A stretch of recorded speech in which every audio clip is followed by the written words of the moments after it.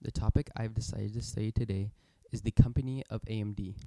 The reason why I've decided to study the company of AMD as my topic today is that AMD, founded in 1969 by a person named Jerry Sanders, is a company that is mainly centered around making microprocessors.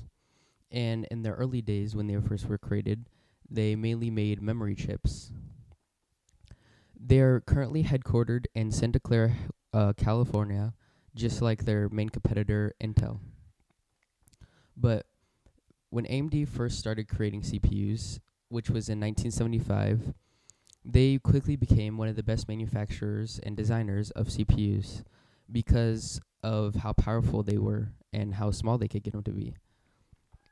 And they could also get them to be a low price, just like they do to this day, with their newer CPUs being as good as Intel's, but being way cheaper by like $300.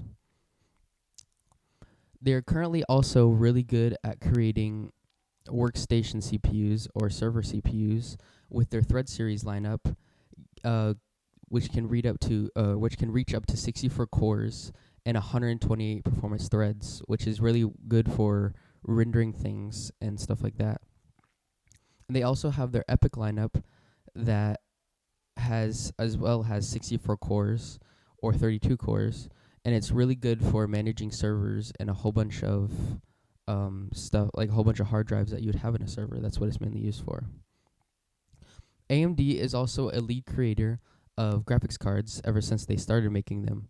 They are one of the best, and they currently are still one of the best for mainly rendering computers and computers for like rendering things, and mainly rendering things. And sometimes you can use them for gaming, but they're not as good as their competitor, which is NVIDIA, but they are way cheaper.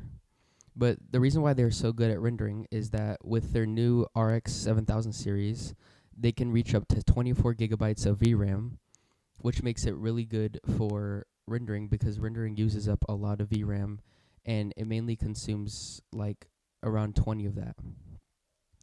So altogether, mainly AMD is a good company to this day and was back when it was first created, and they are really good for building gaming computers as well as workstation computers with their main flagship models of CPUs and graphics cards mainly being used for servers and workstation computers, but they're also very good for gaming computers as well because they're low cost and they also perform as well or even as better as the competitor Intel.